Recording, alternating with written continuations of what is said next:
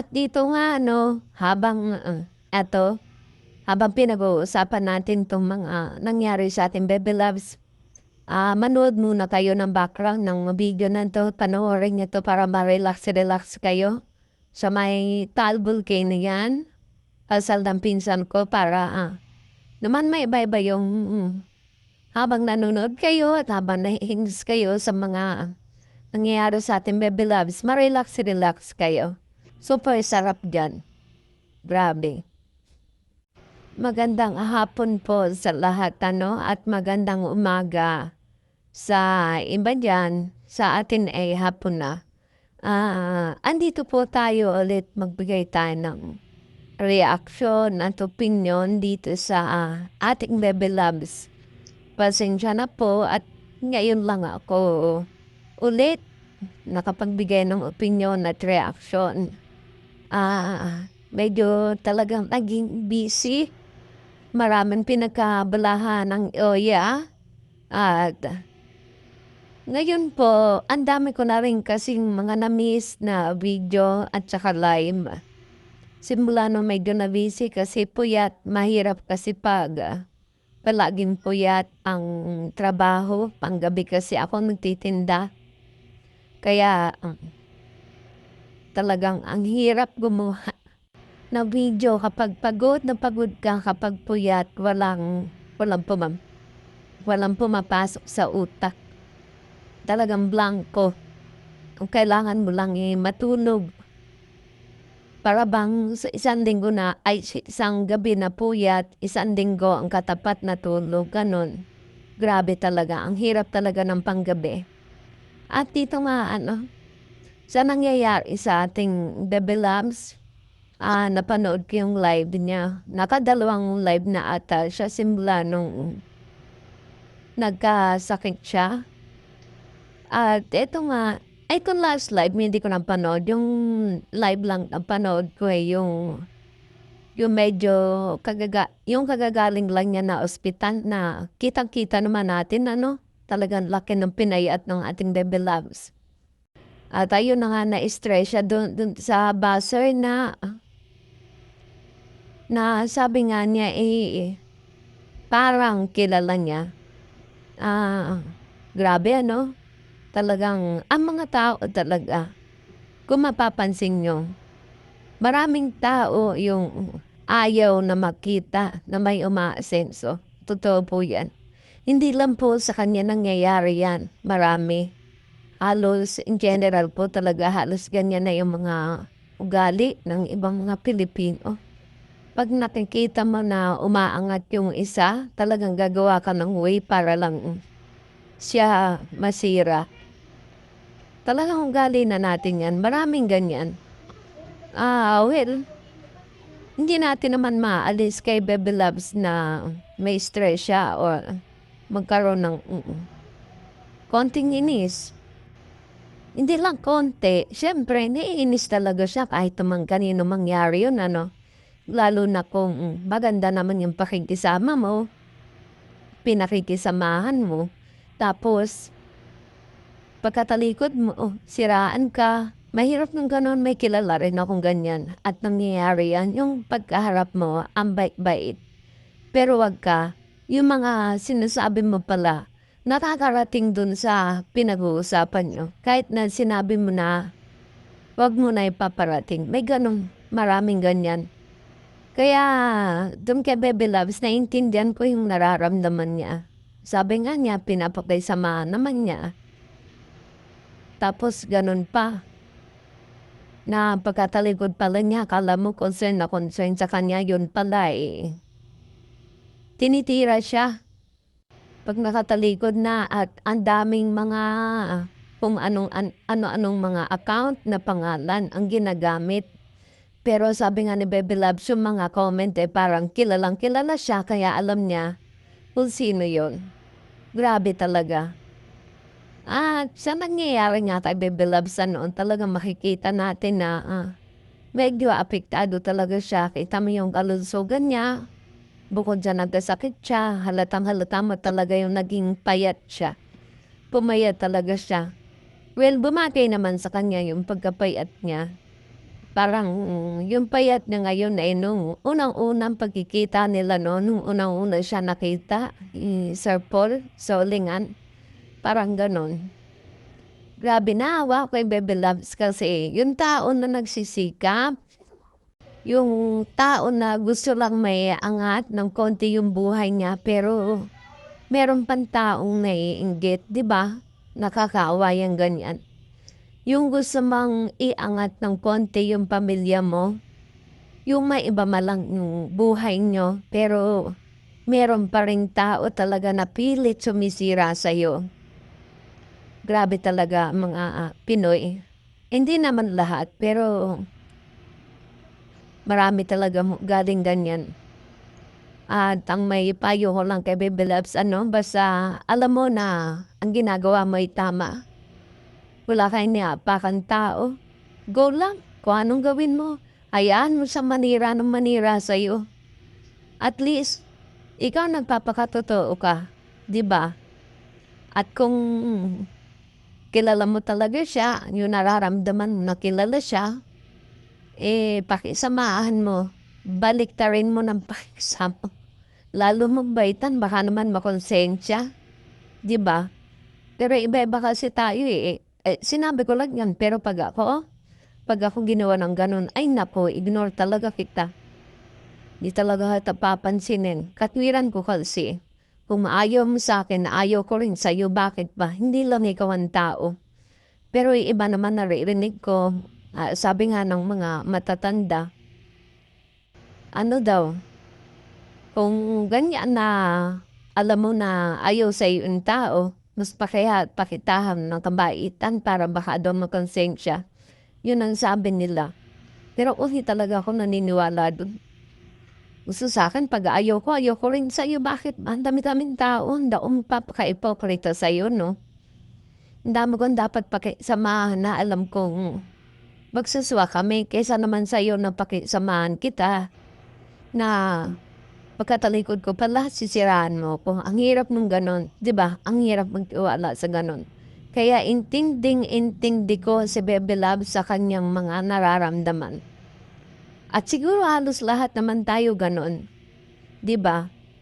Siguro makakaintindi lang do'n na yung mga basa niya na walang magawa sa buhay, wala namang kambag-ambag, 'di ba?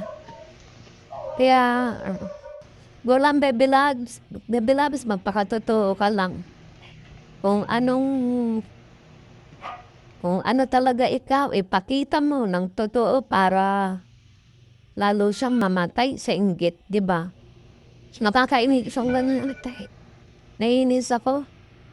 At magbasa tayo nga ng mga ibang comment dito. Sabi nga dito sa ibang comment, sabi nako, tama pa Ploy, hayaan mo sila, diyan sila masaya sa pambabas nila. Basta marami kaming nagmamahal sa'yo, masaya ka, masaya na rin kami. Malungkot ka, mas malungkot kami sa buhay. Sa tunay na nagmamahal sa'yo, totoo.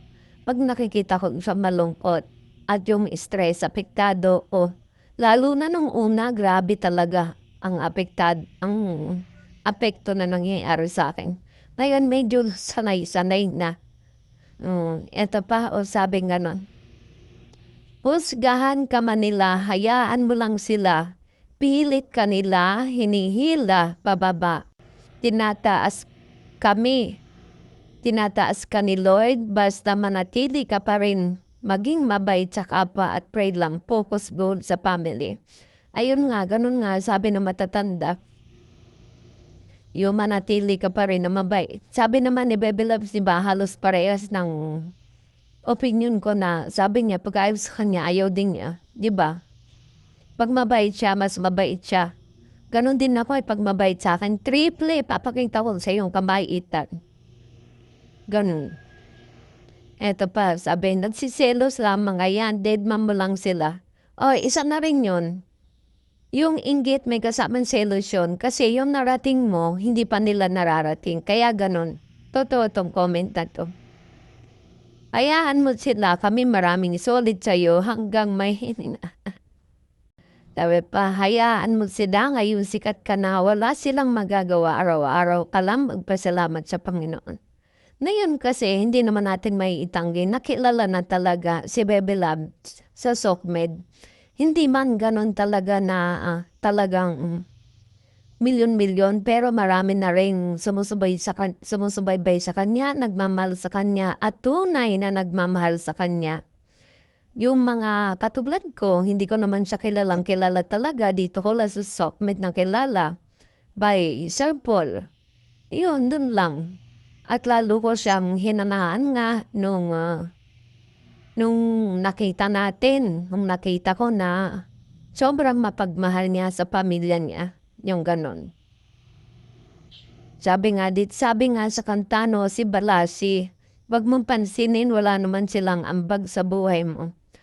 Alam mo kahit sabihin natin na gano'n, sino ba sila, deep inside talaga merong kulot sa puso, 'di ba? Kahit sabihin mo, "Ay bahala sila, wala naman silang ambag sa buhay ko." Pero sa kaibuturan ng puso natin nasasaktan tayo, totoo 'yun. Nasakit kasi ang katwiran natin, bakit pinakisamahan kita ng maayos, tapos gaganyanin mo ko, gano'n. Kaya hindi sabing 'no, si Balasi, nasabihan na lang 'yun pero talagang, siguro hanggang salita lang pero deep inside talaga masakit, 'di ba? Huwag mo silang pansinin till dedo sila, 'di sila kawalan. Totoo naman di sila kawalan, kaya lang siyempre talaga nakakaramdam tayo ng kirot sa dibdib, nasasaktan tayo. Aminin natin, totoo yun. Tama ka lang kaya laban lang sa buhay. Basta alam mo, sabi dito, basta alam mo na hindi ka nang-aapihin ng kapwa mo. Totoo yun. Yun ang magandang revenge ba? Yung kahit galit na sila sa'yo, yung mga taong inggit. Pero alam mo naman sa sarili mo na wala pang ginagawang masama, 'di ba? Ano yun parang revenge sa kanila, 'di ba? Kahit na ang tingin nila sa'yo ganyan-ganyan, pero sa kaibuturan ng puso mo, alam mo sa sarili mo na wala kang ginagawang masama. Yun, maganda revenge yun. Yung ganon, 'di ba? At ito pa, ibaliwala mo lang sila so walang magawa sa buhay. Yun nga katulad ko 'no, si Balasi yung sinabi kanina sa comment pero hindi natin minsan kasi may kirot sa dibdib kahit sabihin natin na sino ba sila, ba't tayo paapekto. Pero tama naman 'to sinabi ng madam na tuloy mo lang ang pagtupad sa pangarap sa buhay. Nakikita ko naman kay Bebe Loves hindi naman siya tumitigil ano. Talagang tingnan mo naman kahit may nararamdaman na pala siya noon. Kita natin nagla-live siya, nag-a-upload para lang mabigyan tayo ng update. Isa na rin yung sa pagsisikap kasi alam natin na yung pag-a-upload niya ay talagang isa sa mga dahilan na kinikita niya.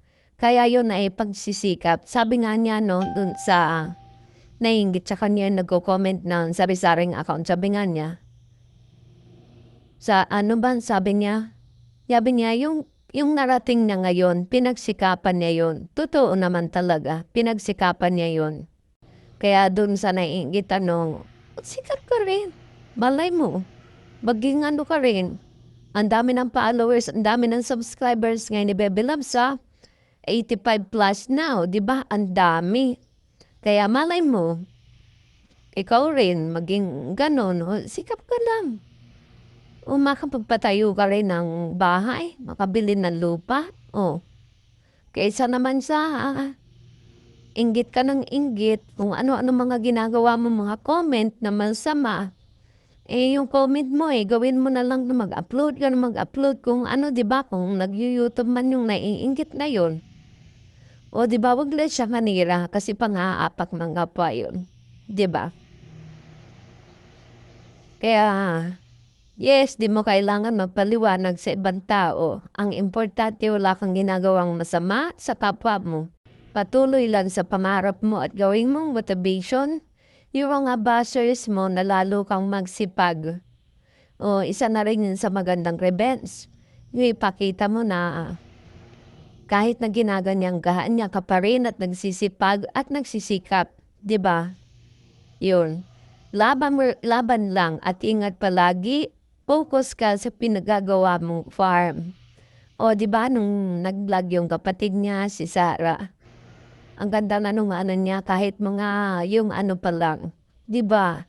Makikita mo, mapi-picture mo na dun kung anong magiging itsura at excited na talaga akong makita ang kinalabasan nun. Ako excited, kayo excited, 'di lalo na siguro si Bebe Loves, 'di ba? Kasi pinagsikapan yun. Ngayon, nakakatuwa talaga at sobra akong natutuwa sa mga narating niya at sana hindi lang yon, more pa para makita ng buzzers na yan kung ano yung ano niya, kinainggitan niya, 'di ba? Lalo siya mainggit. Ngayon siguro ginagawa niyang account 5, 3. Baka sa susunod sobrang inggit, baka 10 na, 'di ba? Grabe siya. Eto, ginusto mo yan, wala kang magagawa. Eto kasi laging buhang bibig ni Bebe Love si wala kang magagawa. At itong ano, para sa buzzers, wala kang magagawa. Unti-unti nang umaangat si Bebe Loves. Kaya, chill ka lang dyan. Intayin mo pa yung maraming papagawa at maraming property sa mabibili ni Bebe Loves. Diba? Teka lang, malapit na. At congratulations nga pala sa ating Bebe Loves, ano? Malapit na siya magkaroon ng silver button. At talagang nakakatuwa. Malapit na. Go lang, Bebe Loves. Sipag naman siya mag-live kaya nakakatuwa. At sa live niya, no? Nakakatuwa naman at talagang very supportive sa kanya si Sir Paul. Andyan pa rin yung supportan niya kahit na sabihin natin na maraming kinikilig, maraming ikangay ng ba-violent. Pero siyempre, para sa akin yun, opinion ko, talagang supportan yan kay Bebe Loves kasi may pinagsamahan naman sila. Pero wala na akong inaasahan na more than that. Basta yung maganda lang na samahan nila ay napakasaya ako na. Talagang doon ako humahanga kay Sir Paul. Yung pagsuporta niya kay Bebe Loves ay hanggang ngayon, nandiyan pa rin. Kahit na kung ano mga nangyari na, mga issue na pinalaki lang naman ng mga buzzers.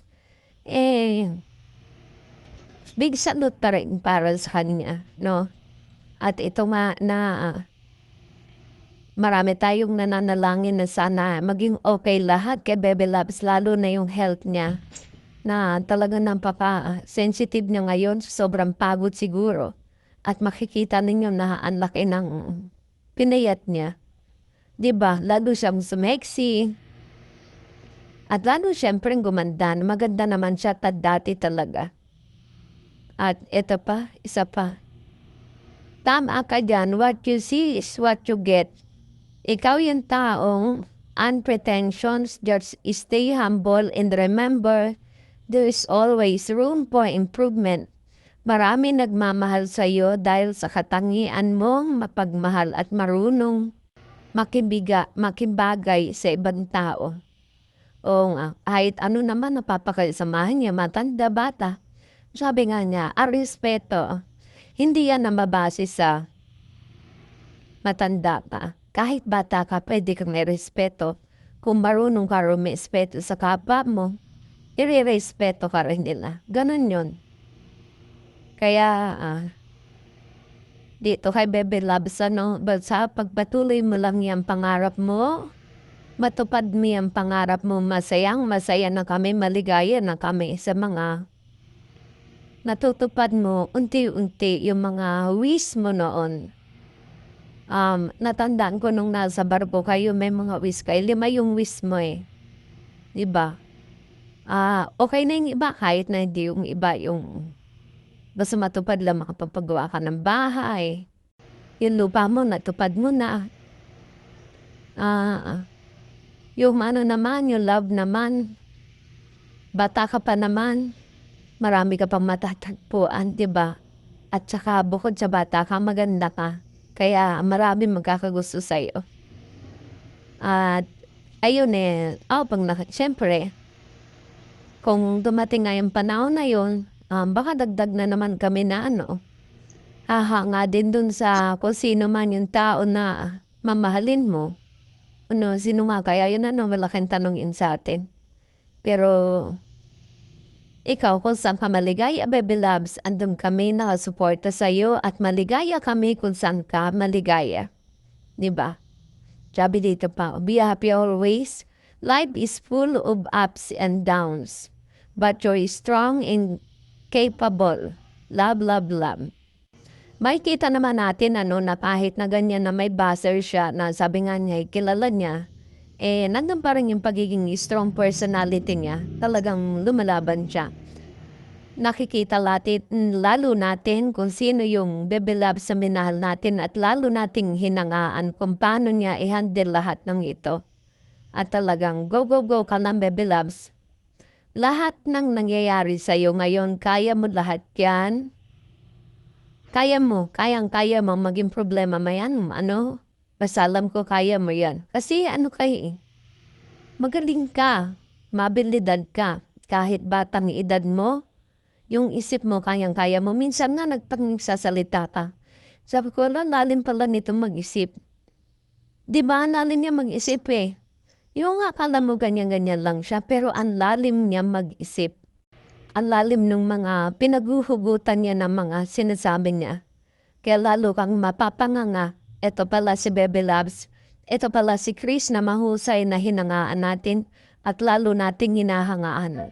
Dahil sa pagiging mabuting ang tao at napaka-abilidad. Di ba? Kung mapapanood mo lang siya lagi, malalaman mo yung lalim ng pagkatao niya.